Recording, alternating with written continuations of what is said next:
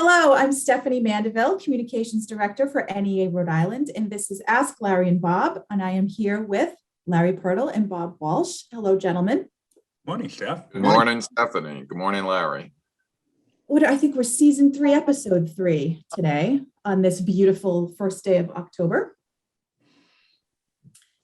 So we are kicking off with some of the things we're doing. We're in full swing. So Larry, I'm going to go to you to talk about some of the stuff that happened this week. We had an executive committee meeting. We had a new member orientation, new president's training. You want to walk us through some of the stuff that happened this week? Sure. We started the week with our executive committee. We had some new presidents that had new presidents training on Wednesday. We had a new member training on Tuesday. So professional development is kicking off. So things are in full swing, and being October 1st, we're now more than 3 weeks into the school year. And again, we continue to deal with COVID and all the fallout and results of that, but things seem to be moving along. People still under a lot of stress.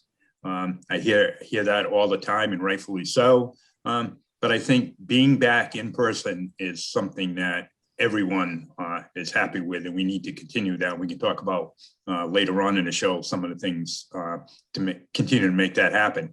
The new president's training and one of the things in new members training, one of the things I would say is, listen, ask questions and reach out for help. And this is a tough job for a new local president. So we're here, and we have a great staff, and reach out and ask us for help. Last night, I got to speak to some aspiring educators, future educators at URI in a class. And I will tell you, if you want to be optimistic about the future, I left there very optimistic. They had great questions, a lot of talk about students who are coming to school now who need mental health services, social emotional, the difference between urban and suburban, and the advantages that students may or may not have based on district's finances. So they were really, I was really impressed with their knowledge and their depth. And also, just like all teachers and our education support professionals and staff, the caring for students. The last thing I'll end with was on the executive committee meeting, we made our first political endorsement for the coming election cycle. One of our own members, somebody who's in the House of Representatives, East Providence teacher for 2+ decades, athletic director, coach, Greg Amori, who's just a great friend of ours. And as a member of NEA Rhode Island, we wanted to be the first labor union to endorse him, and rightfully so. So we ended the meeting on a high note by endorsing Greg. Yeah, Greg is a fantastic guy and hugely equipped for this job, I feel like. Yeah, history teacher, civics, cares about more people voting, not less, making sure that everyone has the opportunity to vote. Also, one of the jobs of Secretary of State is the Rhode Island Archives and history and so forth. And that's right up his, right in his wheelhouse, so to speak. So yeah, he's going to be a great, not only a great candidate, but a great Secretary of State. And I will tell you, having been involved in politics for a frightening over 40 years, I had the opportunity to go to Greg's announcement. It was one of the most professionally done, well orchestrated announcements of a statewide candidate that I have seen. Probably 150 people there. His speech was right on target. The introductions from friends and colleagues in both the personal and all three of personal, education, and political world were right on the mark.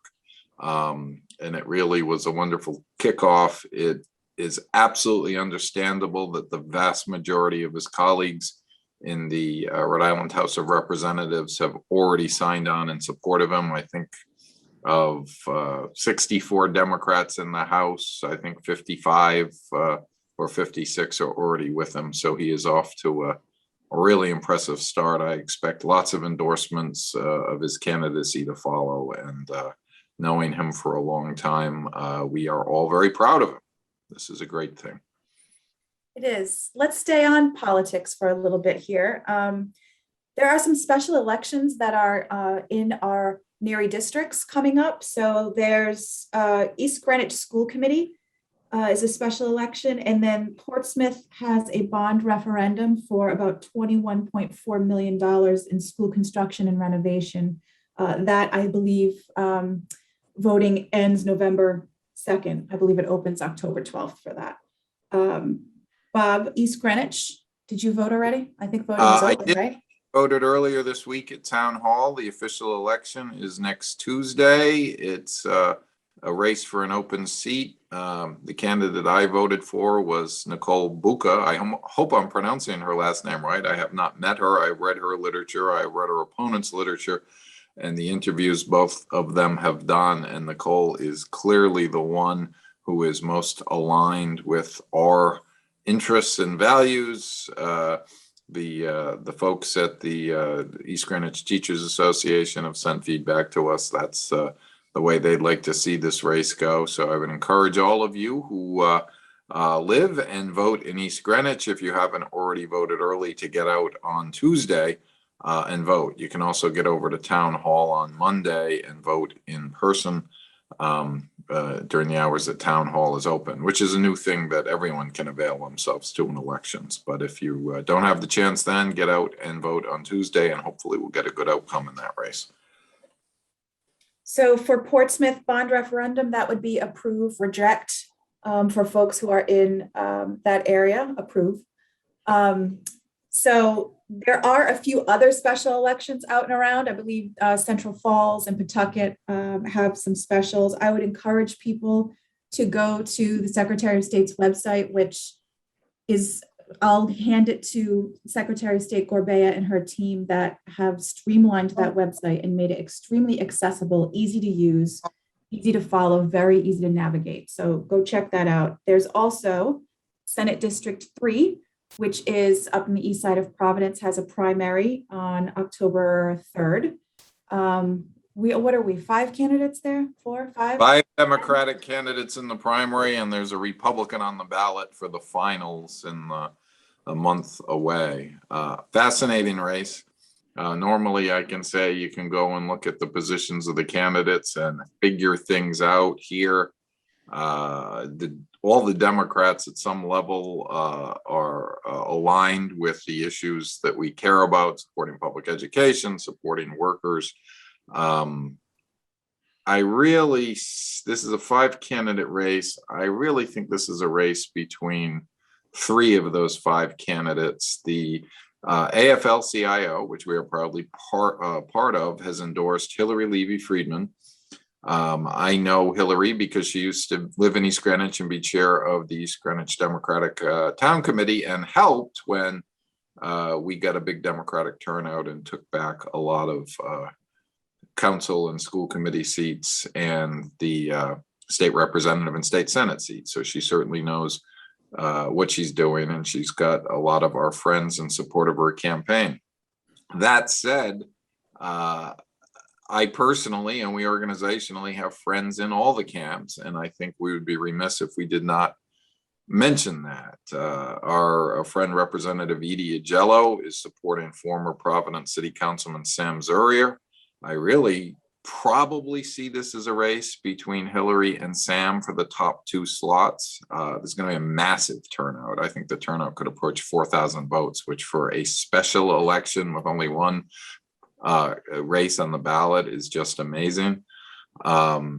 There's a gentleman named Brett Jacob, who I think is the other contender for the top slot. He's the endorsed candidate by the Democratic Senate Committee, which includes friends of ours like former Senator Rhoda Perry, former Senator and gubernatorial candidate Murphy York, and former Representative Linda Kushner. So we've got really good friends divided among those 3 candidates.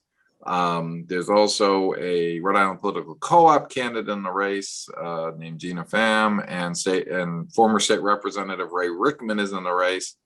I think they're likely to be in the bottom tier of candidates, not because they did anything particularly wrong. It's just Gina's probably too new to the district, and Ray probably has a lot of friends who are going to pick one of the other folks, among the top three where the race is. This is just my opinion. I don't have any inside information. I could be way off. So, as they say in horse racing, if you're going to bet those top three, do the trifecta box, pick all three of them in every order, and you probably, could win a little bit of money on the race. We will be well served, I think. And the Democrat is highly likely to win the final election in November. And if no one likes whoever wins, they get another shot at this next year, because this is a special election to fill former Senator Gail Golden's seat, who took a job in the Biden administration. So we certainly wish her well in that endeavor. So this was a quick election, and fascinating. Rita, if you live there, you're probably already aware of it, because I'm told by my friends that live there that the mailings have been intense. You probably swift and plentiful. Swift and plentiful, very good. And as a point of trivia, when I lived in Providence, I was the chair of the Democratic Senate District Committee in that same district. So I do know all the streets in the district, if nothing else, but a lot of folks have moved away in the 16 years that I've been gone. So we'll see very soon the outcome of that. We, as far as statewide and the governor's race, since the last time the three of us sat here to do this, we've had a couple more entrants into that race. One of them being Matt Brown on a ticket, Rhode Island political co-op ticket, with a lieutenant governor candidate, Cynthia Mendes. And then I think there's an independent, or is he an independent? The anti-masker guy. Is he official? Yeah. Did he officially? Masker anti-vax guy, he's an independent. Yeah. Yeah. So those are the other two names that have popped up. And it's so early, but things are, the merry-go-round has already started spinning. And one dropped out. Jorge Elorza dropped out. That's right. So, I kind of forgot about that. For the rundown, only because without a professional sports team for the time being in Rhode Island, politics is all we have. And unless the Red Sox get their act together this weekend, politics is all we have. Although if you're watching the news now, it's all about Tom Brady's return to New England, however eventful or uneventful that might be. But for our political sport of the gubernatorial race, yes, Matt Brown has dropped into the race. He's a curious character, to be sure. He was involved in the Rhode Island political co-op, and oddly enough, his video, which says he's running with the co-op, has all the co-op candidates saying, oh no, he's not really part of it and he's not running with us. And so it's right now very confusing. There are a lot of clarifications needed. The biggest organizational issue that we would have with the co-op, because I've got, a very interesting political agenda. A lot of it I personally agree with, and a lot of our members would personally agree with, on continuing to increase the minimum wage and getting health care for everyone and supporting a green economy. These are all things we're already working on, and yet they are challenging incumbents who have been on the forefront of those issues, which makes no sense. It's just a waste of resources and a division of labor. And they're going after leadership because they're showing a basic misunderstanding of how it works in the legislature. It ultimately does not matter. I know this is a shock to a lot of people.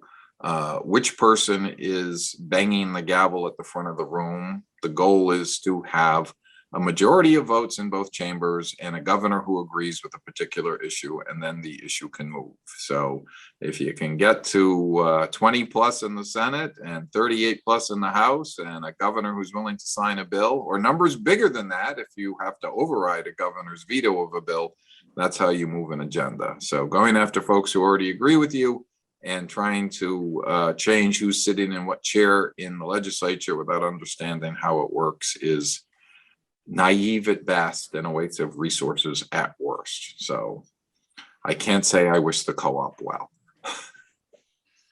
Yeah, they have I will pick Bob's trifecta and say, if you're going to bet, I would go with the current governor, treasurer, secretary of state, in any order you may want to vote all three combinations right now. I think that's fair.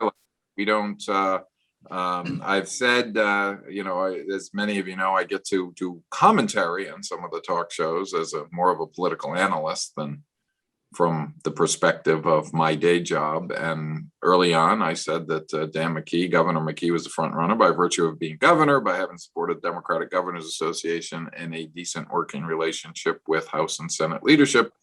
The bloom is a little bit off the rose in the last 3 or 4 weeks. This ILO contract they're going to be looking into in the near future is problematic. And a very curious thing, the governor can start spending the federal money anytime he wants and gets legislative approval, but the process is straightforward. Submit a proposal, a supplemental budget, to the Rhode Island General Assembly. Governors propose, the legislature disposes, as the saying goes, but that's how the process starts. So it's not with a press conference, but with an actual submission of a budget, and that's that needs to happen if we're going to get moving on that. I think, as Larry said, if you're going to do the trifecta box for the top 3 gubernatorial candidates, there was certainly a path to victory for both, all 3, Dan McKee and the 2 prime challengers, Secretary of State Nellie Gorbea and General Treasurer Seth Magaziner. And as Stephanie said, it's still really early. We like talking about this because it's our sports team for now, but it is very, very early and a lot can change. Absolutely, a lot can change. So let's leave that there since it is so early and move on to COVID and pandemic-related chat. Yesterday was the governor's press conference where he talked about the test and stay pilot program. Now, this is a key strategy for the Biden administration where they want unvaccinated students to be routinely and randomly tested. So the governor talked yesterday about the fact that this pilot was going to start. He name-checked Westerly, the school district of Westerly, that he spoke with them. This is where I get extremely frustrated, and I'll just plainly say that having to back off and change what your administration is saying adds nothing but confusion to the discourse. But a reporter was told that, yes, Westerly is going to be the first in this pilot to test and stay for students, and then later had to then be corrected because the administration said, nope, it's not finalized yet. So that is, to me, very confusing as to where this pilot's going to start. Test and stay is an opportunity to have as many students as possible safely and healthily in the building. So I'm still very unclear as to how this works, how it's paid for, all of those things. I don't know if you have any further information than I don't on how that works. No, what you said is pretty much on the money on this, Stephanie, that you can't roll out a policy at a press conference and then not be able to answer the questions on where it's going to be implemented, what it looks like, how it's going to work, why parents, students, teachers, and administrators shouldn't be nervous about it, but they should instead be comfortable with it. A preliminary conversation is not a approved policy. And we've got to stop doing that. And I get that if you're going to do weekly press conferences, which we all appreciate, especially your advice, your original advice, this is Stephanie Mandeville advice, you communicate more in a time of crisis. But the second part of that advice is don't add to the confusion, Right. Make people feel reassured, not more confused. So. Right. Having said that, the district that I'm in, I just signed paperwork today to get the random and voluntary testing underway. So the district I'm in was not mentioned as being part of the pilot. It's the same thing that we did last year. So I'm very confused by this. Yeah, a lot of people are already flying the plane without the need for a pilot. How's that for playing worse? And it's a little scary. Well, I think the other thing is too, is and how it's going to work is, where's the staffing going to come from, and who's going to do all this? I mean, I tried to get a random test a couple of weeks ago, not just for another reason, and to try to get, I realize that school employees and students are supposed to be at the forefront, but you couldn't get one. You can't get appointments, just, you know, booster shots are here, and supposedly one of the drugstores didn't have it available, even though people had appointments. So if you take all of that and you add that to the confusion, what's going on in the schools, and we can talk about what Dr. Alexander Scott said yesterday about 3 feet and all of that. How do you make this happen in a school? And how about contact tracing? If you talk to people in schools, we're understaffed. There's a staffing shortage going on in our schools, especially among our ESP. So who's going to do all of this as well? So not only are you adding to the confusion, but who's going to do this once you set this plan up? So I think if I was giving advice to the governor or the Department of Health is, if you're going to announce plans, as you said, make sure you know what you're doing first. It's like, I'm going to stop my basement from leaking. Well, how are you going to do that? Well, I don't know yet, but no, you got to have a plan. Bring your buckets over. Before we get into staffing and all of that, Larry, you just touched on something as far as confusion is concerned, where I think it was last week or the week before last, where we had the Department of Health saying we're no longer doing asymptomatic testing because it's not worthwhile. But here we are doing this testing program of random and voluntary students in school because it's necessary, and even the president has it as part of his key strategy. I think what they said, and now we might be adding to the confusion. Oh, sorry. I can delete this part out. I think what they said was they won't do asymptomatic rapid testing because it's not worth it. In other words, if you have no symptoms, the test you want is a PCR test, which takes longer to get the results back, but they're much more accurate. If you're asymptomatic, the rapid test works only when there's a much higher level of antigens or, you know, virus actually in your system. And that's why it shows up in a rapid test. The rapid test is not as robust. Therefore, you need more COVID virus in your system to activate it. So they said they're going to stop doing asymptomatic rapid testing. So is the test and stay pilot program PCR testing, therefore having to wait longer? Or is it rapid testing? It would have been nice if they mentioned that, because we know the first fact, but we don't know the other fact. And I do not know the answer to that question. That was my assumption based on the prior information, that asymptomatic rapid testing isn't particularly worthwhile. So now maybe they found a way to turn around the results of a PCR test more quickly, because if you're going to wait a week, it doesn't help. If you can do random PCR tests and get the results the next day, then you get some valuable information.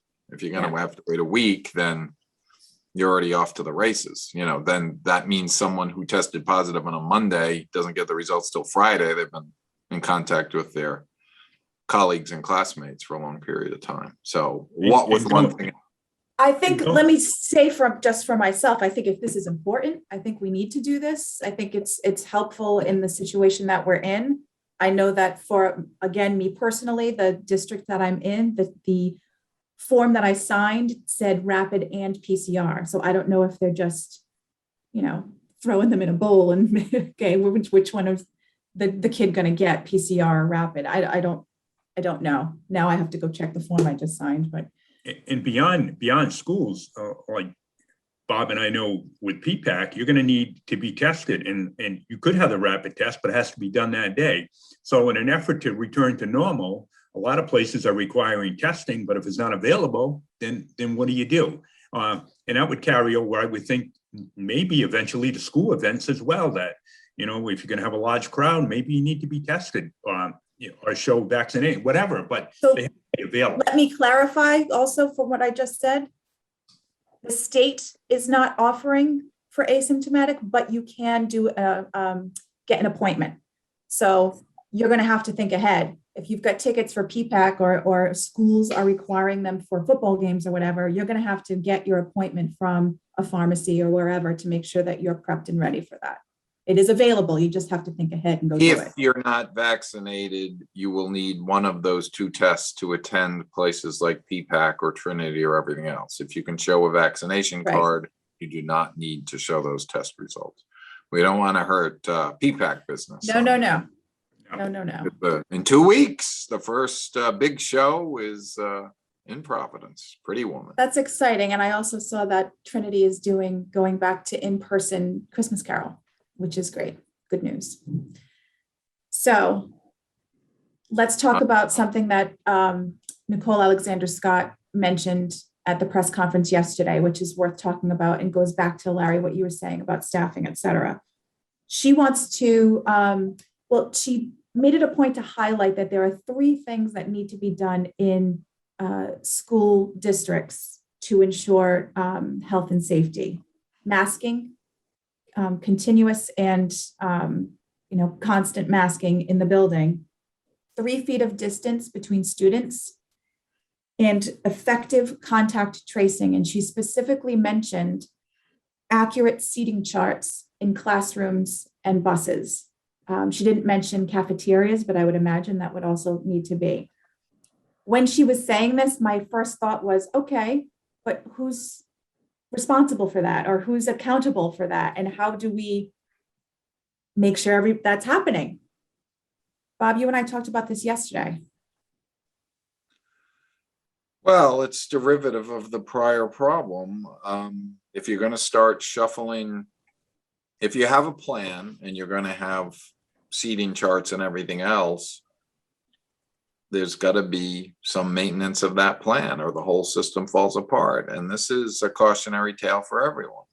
If you are a teacher or a bus driver or a education support professional, and you're saying things like sit wherever you want, or you don't have to really keep your mask on unless the principal comes in the room, you're going to be in trouble.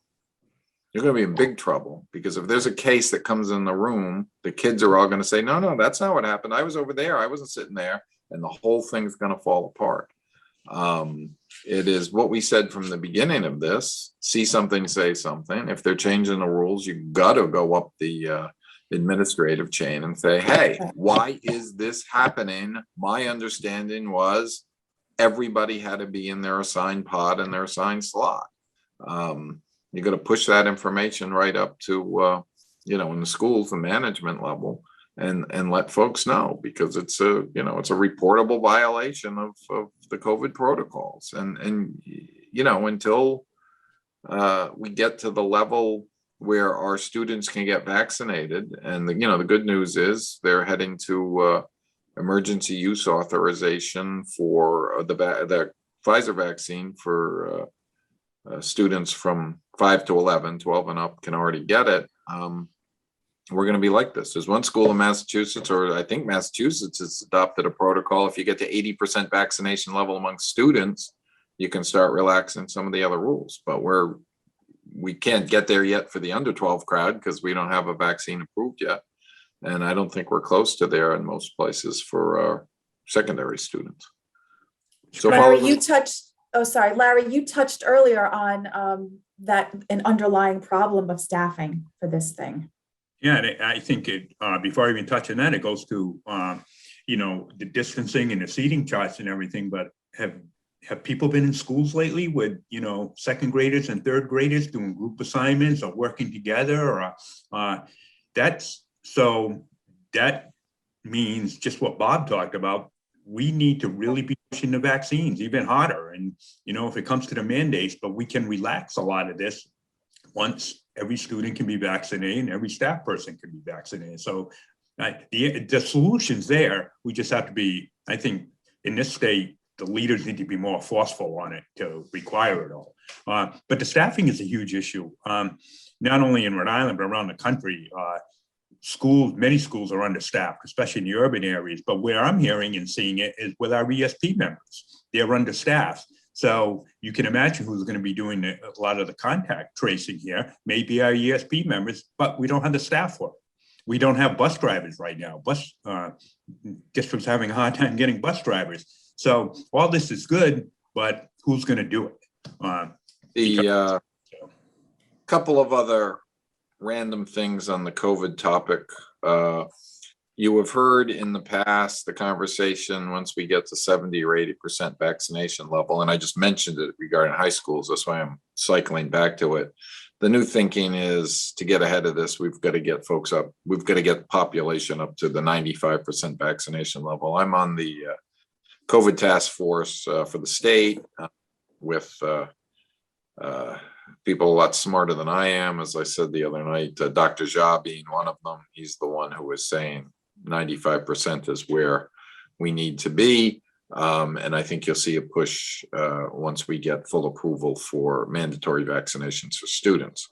Also on the mandatory vaccination topic, since we are taping this on October 1st, and this is the deadline for our healthcare workers to get vaccinated or lose their jobs. People occasionally ask, we don't get a lot of pushback from our membership on this topic, which I'm very thankful for, but we do get questions. Everyone who's gone to court, the firefighters went to court, the healthcare workers went to court, the teachers in New York City went to court trying to challenge mandatory vaccination. They were thrown out. Mandatory vaccination has been allowed since a Supreme Court ruling during the Spanish flu epidemic, a full century ago, and all subsequent rulings have followed suit. And while there is room for medical, very, very minimal medical exemptions, even the religious exemption, doesn't mean they can force you to get vaccinated, but they don't have to keep you employed. They do not owe you a job if you choose that path. It is heartbreaking for all of us to see some of the folks who take to the news and social media and talk about that. But the fact of the matter is the vast majority of folks are vaccinated.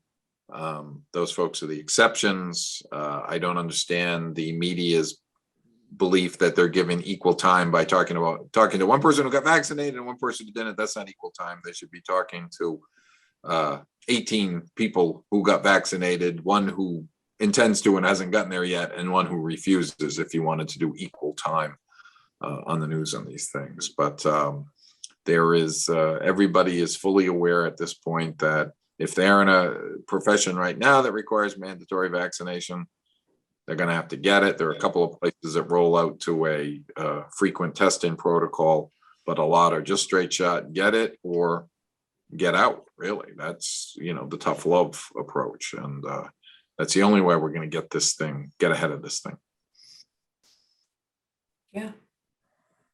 So that's all I really have. I do want to go back and just make sure if folks are in East Greenwich or Portsmouth, make sure you get figure out where your polling place is, what you need to do to go and participate in those specials. I want to make sure folks, because we are getting into full swing with professional development and trainings, to make sure that you watch your emails from us. I know teacher eval training is coming up. We're doing 2. One is for early career educators, and then another one is geared more toward veteran teachers who need a little brush up. And then also there are a couple of sweepstakes coming up that you want to watch for. Later today in Neri's email, just watch for a chance to win a free set of books for every classroom in your building. And that is courtesy of NEA's Read Across America. So keep a watch for that. And that's got a tight deadline. I think it's October 7th. So that'll be in your today's email. And then Larry, I think you've been working with the mental health committee, and they've come up with, we're in the 4th annual, I think, right? Mental Health Summit? 4th annual, it will be on November 20th, and it will probably be from like 9 to 1 in the morning. It is going to be virtual. And I would encourage anyone who can be part of it. That committee is really dedicated to bringing this to the forefront, as we've seen over the past 3 or 4 years. And Sarah Markey from our staff, she's done a terrific job with that. And the committee is just terrific. So it's a lot of good things being planned. And I think both for our members' mental health and for our students' mental health. So look forward to more information coming on that. Excellent. All right, gentlemen. Until Thank next you time. both. Thank you. you. And thanks to everyone for everything they're continuing to do during this interesting time that we live in. Yes, take some time for yourself. Get out there and breathe the pumpkin spice air. Man, we made it to October 1st before we had pumpkin spice. I am not a fan of pumpkin spice, but my Yeah. daughter is. Pumpkin spice Cheerios, I mean, everything. Pumpkin Coffee spice and no, yogurt. coffee and blacks. It's no. The spice That's, doesn't have no. to do with pumpkin. That has always confused me, Can we call it October spice? Because, Although it works, apple cider donuts are very good though this time of year. So. That is a whole different ballgame. Apple cider donuts. I Don't agree pick with up you the there. apple cider donuts. They're, Yeah. that's a good idea. All right, thanks, guys.